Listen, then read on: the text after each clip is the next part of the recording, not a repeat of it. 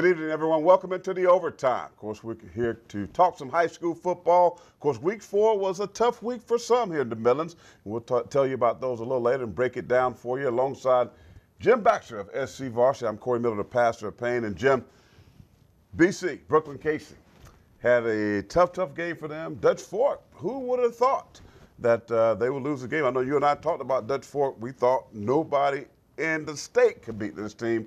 Well, we were wrong. We were wrong. And, they go up and play a very good Doman football team. One thing we did say was that Doman was going to score a lot of points. Right. They put a lot of points on the board. They're averaging over 45 points a game. Right. They did it against Dutch Fork.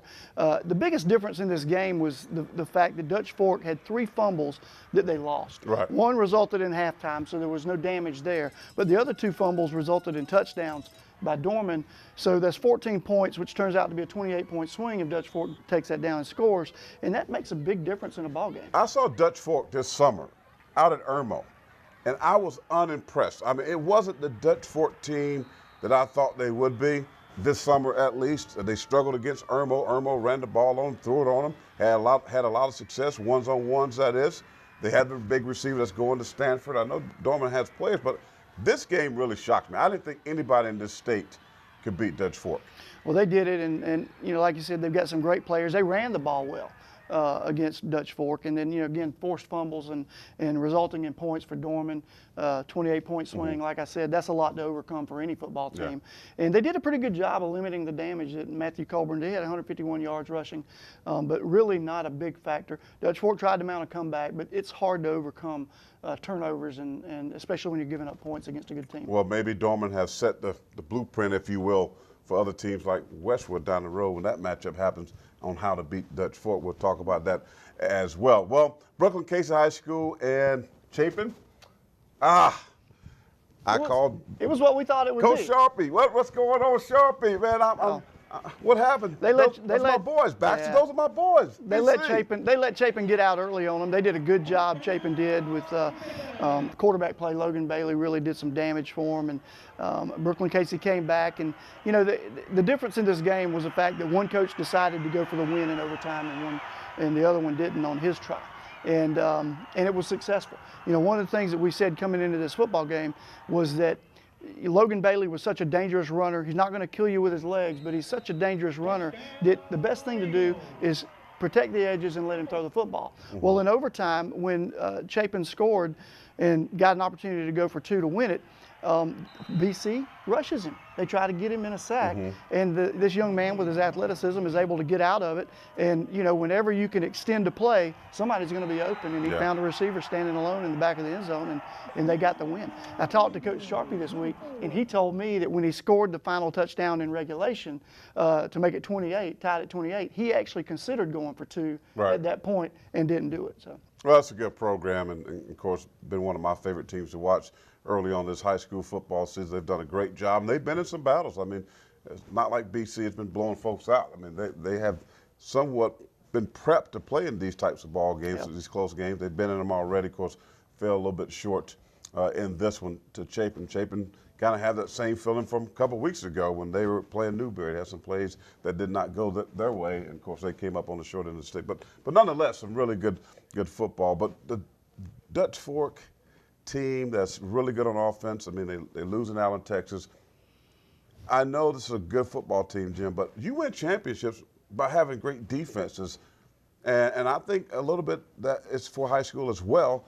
This team struggled defensively, and it's not the first year. I mean, it seems like Coach Knotts don't pay a lot of attention to the defense. Is it me, or if I'm just saying? Oh, no, they're struggling on defense, and I think that you look at what they've done on defense. They go out to Allen and they give up 58 points to an Allen, Texas team, and everybody said, well, which is a good team. They're a good team, but honestly, and I said several weeks ago on this show that we don't know how good Allen is. All I knew about Allen was that they'd given up 97 points in 2 games. Right. And so now you start seeing this Dutch Fork team giving up points. They go to Doman. They're unable to shut down a Doman offense, and you start wondering about the defense. I do think the defense is playing better. I'm not sure. They were missing their starting middle linebacker. That could impact a little bit, but they've got one of the best secondary secondaries out there, and you start wondering about the pass coverage and how does this team. And listen, this is no secret. Doman has got one of the best quarterbacks in the state, junior Colin Hill. This is his first year starting as a varsity player, but I saw him this summer in QB1 camps, and I can tell you he was one of the best that we've seen. He just had not had any varsity experience, but he, as a quarterback prospect, he is there.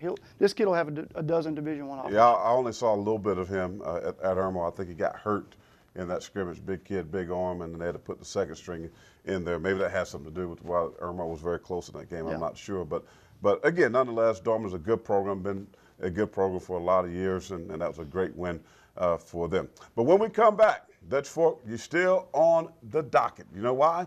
Because again, you are our game to watch. Dutch Fork and Sumter, a rematch of last year's 4A state championship. We're going to break it down for you and talk about that game. Can Sumter piggyback on Doman? That's coming up next here in the Overtime.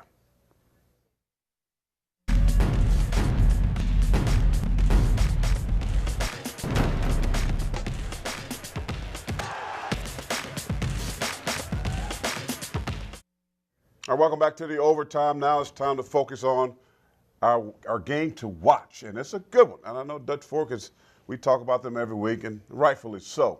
But this is a rematch of the, I guess, Division I 4A state championship game, Sumter, Dutch Fork. Jim, a game that last year I was at. I covered that game, of course, played Dutch Fork in the playoffs when I was at Spring Valley helping out coaching there. I felt like that was probably the state championship game. I felt like we were the best two teams in that division. But, boy, that was a blowout game. Now, got to give Sumter credit because they were kind of in the dumps before Reggie Kennedy got there and turned that program around. And in year number one, he resurrects that program and get them to the state title.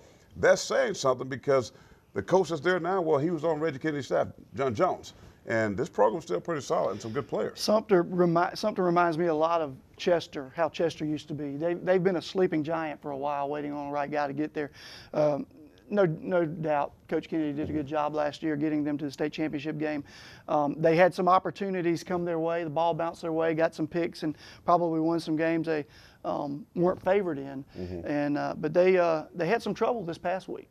They faced a Rock Hill team, and the concerns that I have about that football team going into this game with Dutch Fork is they weren't able to move the football against Rock Hill. They only had 101 yards in the first half. They managed 156 yards of offense in the second half. But, I mean, you're looking at a football team that played in the state championship, only generate 256 yards of offense. They managed scores on special teams. But you've got to be able to move the football on offense against Dutch Fork because you've got to keep the Dutch Fork offense off the field. All right, well, I talked to Walt Wilson and Coach Kennedy about this team, and I've seen this team. I did a special on it. They have some good players. Quarterback's pretty solid. They got some good skilled players. I mean, this is a team that's not lacking athletes, but again, I'm shocked that they could not move the ball. Yeah, couldn't move the ball. They got experience at quarterback as a second-year starter at quarterback. They've got good running backs. Although I know that one of their running backs had a torn meniscus a couple weeks ago, so I think he was out. But, I mean, they've got a fleet of running backs. They've got several running backs they use. But they've got to move the football if they're going to compete with Dutch Fork this week because you've got to hold possession of the football. I know that time of possession is one of those stats that can be misread and it's often overrated. But in a game when you're playing a team like Dutch Fork or Burns, it is important because you really need to keep that offense off the field. Well, the thing is, I mean, we just talked about Dutch Fork lacking some defense. They've given up a lot of points this year. So if I'm John Jones and Sumter, I'm thinking that, hey, you know what, I might can put some points on this team, and maybe I go to a ball control type offense to try to limit those possessions of Matt Colburn and his touches. If I could do that, they'll have a chance to win this football game. We were down there this week covering Sumter. Here's their coach, John Jones. It kind of focuses back in on where we need to be. We didn't play very well as a football team. That falls on me. We made a bunch of mistakes, had a lot of penalties. And at the end of the day, like I said, that's my job to correct those things. But we got to focus a little bit more. And hopefully after what happened with Rock Hill, taking nothing away from them, they beat us, and they should have beat us. But we've got to fix some things on our own. Well, the first thing would be play a little bit better on offense than we did last year. We didn't give our defense a chance against them last year. We turned it over the first 2 times. I think we turned it over 3 times in our first 7 plays, and Dutch Fork capitalized. And there's not much you can say about that. I mean, they did what they had to do while we did what we didn't, and we we can't afford to give them chances on short fields. We gotta make them have long drives. I mean, they're an exceptionally good football team, but we think we got a good football team too. That's right, Coach John Jones. You do have a good football team, and you will bounce back. I don't know if you can win the game, but you'll bounce back. Here's the thing. Again, they had 2 or 3 turnovers early in that game last year at Williams-Brice Stadium. I believe the weather was bad. It was raining, and he's right.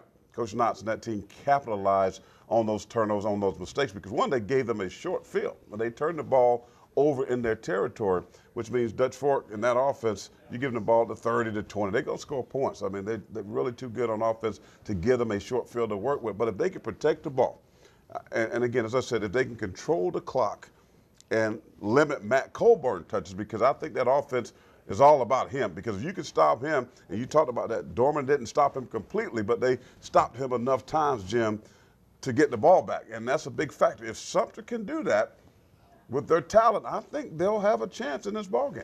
I think they've got to win the turnover battle. Right. They've got to win they've got to have takeaways in this game.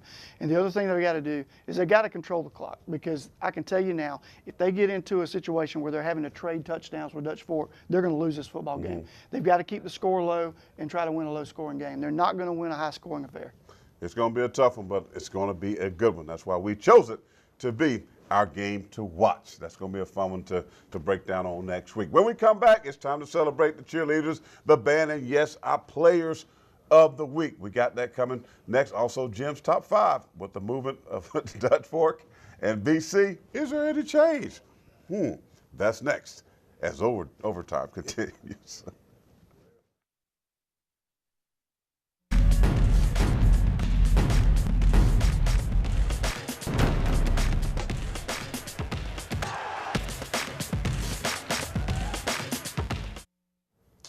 You know, football largely is about the X's and O's, of course. It's about the Jimmies and the Joes. But what inspires the Jimmy and the Joes and the X's and O's is things like the band. And this week, Crestwood, you're our band to watch of the week. The mighty sounds of Crestwood. You know what? It's not just playing the instrument. It's about jamming, too. They do their dance, Jim. Well, the way Crestwood's been playing, the crowd might enjoy watching the band. Wow. Our cheerleaders of the week, not too far from here, just right up 77. Our cheerleaders are Blythewood cheerleaders. They got the spirit. They got the soul. Were you ever a cheerleader, Jim? No. You ever thought about it? Just you don't. got strong. You could, like, you know. Just on Sundays. That's all. Blythewood are our cheerleaders of the week. Now it's that time for our players of the week. Of course, every single week, folks, it's really hard to decide because so many guys have great games and we can only pick 2. But this week, Logan Bailey of Chapin High School, he really got it done. This guy was phenomenal. 108 yards on the ground, 80 yards passing, and yes, 3 touchdowns. You can see him right there, number 6, but number 1 in your heart. He was one of the big reasons BC couldn't get it done, Jim. He was the reason. I mean, you go back and look at the film and look at what that kid did, and just the play that he made could have been the play of the week. The play that he made in overtime to get that 2-point conversion done was amazing. Well, it was a good football game there. Our next guy, you're going to like this guy. Shamar Henson of Ridgeview High School. This guy was phenomenal. 33 carries, 305 yards, 2 touchdowns. Now, you're talking about being a workhorse. 33 carries, 300 yards? Are you kidding me, Jim? I'm telling you, when they're starting running back transfer in the offseason over to Cardinal Newman, they were worried over there. But I think Mr. Henson has made all those worries evaporate with the way he's been playing. Well, congratulations to both of those guys. Job well done. And again, we can choose many people, but hit us up at SC Varsity, at Pastor Payne, at Watch Fox. Let us know each and every Friday night some of those stats that you get. Send them in to us, and so we can look at some guys. We don't want to miss giving someone an opportunity to be a player of the week. Now, BC lost, Dutch Fork lost. 2 teams that were in your top 5. One was number 1. The question is, did you have any movement, Mr. Jim Baxter? There was some movement, but there was no movement at number 1.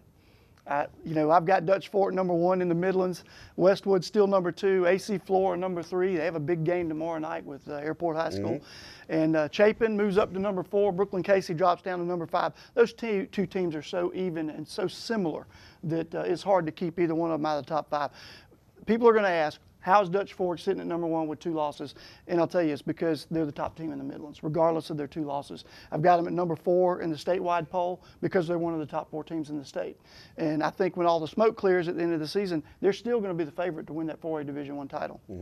Pump your brakes, Mr. SC Varsity, Mr. Bax. My top 5 is better than yours. You know why? There's no way you can lose 2 games. I'm sorry, they're great, yes, but you lost 2 games. I know one was halfway across the country in Texas, and then you lose to Doman, a team you should have won. You cannot keep that team at number 1. So in my top 5, I flipped the script, if you will. Westwood, you are the Pastor of Payne's number 1 team. Dutch Fork, you didn't slide far, but you are number 2.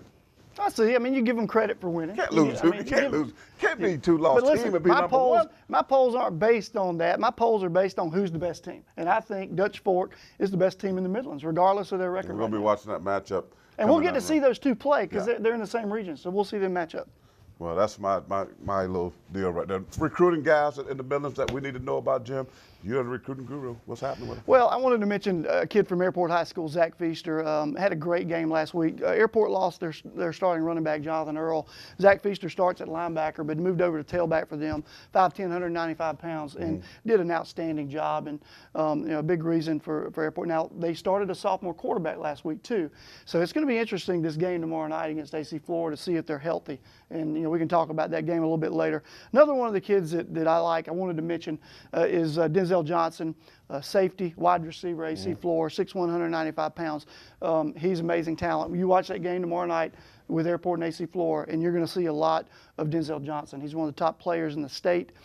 Multiple Division 1A offers right now on the table, and he's one to watch in the Midlands. And then finally, Brandon Hill, 6'3", 208, running back, linebacker from Heathwood Hall. We don't talk a lot about the Skeeza guys in terms of prospectability, but this is a young man that picked up an offer last week from Duke. He's going to get some more offers. He's a junior right now, 2016 player. He's going to do a lot of things for Heathwood on the offensive side of the ball, but I think he's a linebacker at the next level.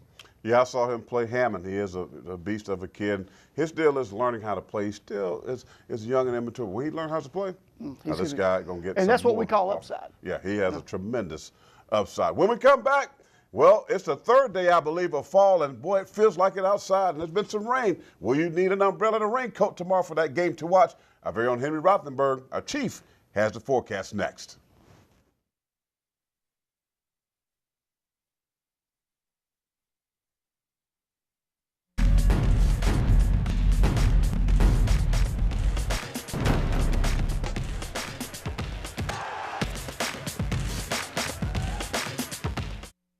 All right, welcome back to the overtime. Of course, our game to watch, Sumter Dutch Fork. It's 3 days into the fall. It's a little chilly outside with some rain. Our chief meteorologist, Henry Rothenberg, I must say, I won't say happy, but Lashana Tova to you. Which means Happy New Year in Hebrew, as it is the Jewish New Year today. Thank you, sir. And as far as the fall-like weather, well, here in Columbia, it's perfect for football. Outdoor watch, I'm going to give it an 8 for tomorrow. Beautiful. Comfortable temperatures, mostly cloudy out there. Sunset now a little before 7:30. No rain expected. So all in all, perfect football weather. It's the type of weather that a lot of folks enjoy to go to watch those football games across the area. Future Watch confirming that. Now, not doing a good job with the cloud cover that I think we'll see tomorrow, but again, rain not in the forecast for Friday night. And of course, that is certainly welcome news after dealing with some soggy days lately. So our game to watch, as Corey and Jim have been talking about throughout the entire show, Sumter traveling to Dutch Fork. I'm looking for 70 degrees for that 7:30 kickoff. Pleasantly cool, mostly cloudy out there. Corey, this is the type of weather you have been begging me for now for about 6 months. Yeah, that's right. I'm begging you for it. How I learned that today, right? Lashana Tova. I'm just a smart guy. I mean, who would have thought a guy from Pageland would have this type of education? But anyway, some other games to watch. Rhonda Billings, AC Floor, and Airport Gym. AC Floor is a team. Did I see them in your top 5? Yep, they're in top 5. Okay. And, I think it's going to be a good game. I think AC Flora, obviously, great defense. I think they've been sputtering on offense. They've got a good offense. When they play well, they play really well. They just don't play well all of the time. And when Coach Shaw can get that straightened out and they're playing well all of the time, this is a tough team to beat. Airport has been down with some injuries. I'm not sure if they're starting their sophomore quarterback tomorrow night, Brett Burnett, or not, where they're at on that. But I think Airport is a team that's dangerous. I mean, they're certainly a team that's capable of beating anyone in the Midlands on a good night. It's just going to remain to be seen. I'm going to have to go with Flora on this game. Well, yeah, I mean, because I think the inconsistency of Airport. I mean, they got talent. I like the number 2 kid. He's a good quarterback. I think it's Kirk's son, right? The Yes. sophomore. And then you got the athletic quarterback, so they can do some dual threat things with him, big across the front. But again, it's just which team is going to show up. And that's the thing with me with Airport. I'm with you. I got to take AC Flora in this ball game. Irmo and Blythewood. And Irmo, Reggie Kitty, the Lord bless him. I mean, he went to something to turn that program around. But, boy, it has been nothing but a struggle for those guys over at Irmo, Jim. And they seem to can't find the W column. They can't find it. And I'm going to tell you, I was at that game last week against Spring Valley, and Irmo just is not very good right now. Right. I mean, offensively, they struggle to get the ball downfield. They have no vertical passing game. Right. They do throw, to the running backs and the wide receivers on screens and stuff out to the laterally, but they're unable to move the football downfield. And because of that lack of passing threat, they can't move the ball on the ground because a team like Spring Valley, who's got a great defense, by the way, they crowd the box and you just can't move the football running it. So it's going to be interesting to see what happens in this. Despite Blythewood's struggles, I like Blythewood in this game. Blythewood, I don't know. I got to go with Reggie Kennedy. I got to go with Walt Wilson. My guys, I believe in them. I know they're coaching hard. I got to believe they're going to get a win sometime soon. I think it's going to come this week against Blythewood because let's just face it, Blythewood is not, and I took them a couple times. They disappointed me. So Blythewood, I'm sorry. I got to go against you this Not week. a powerhouse, but Irmo better go purchase an offense somewhere because the one that was there last week's not going to get it done. Well, now it's our time to predict our game to watch of the week. Sumter, Dutch Fork, who you got real quick? Dutch Fork.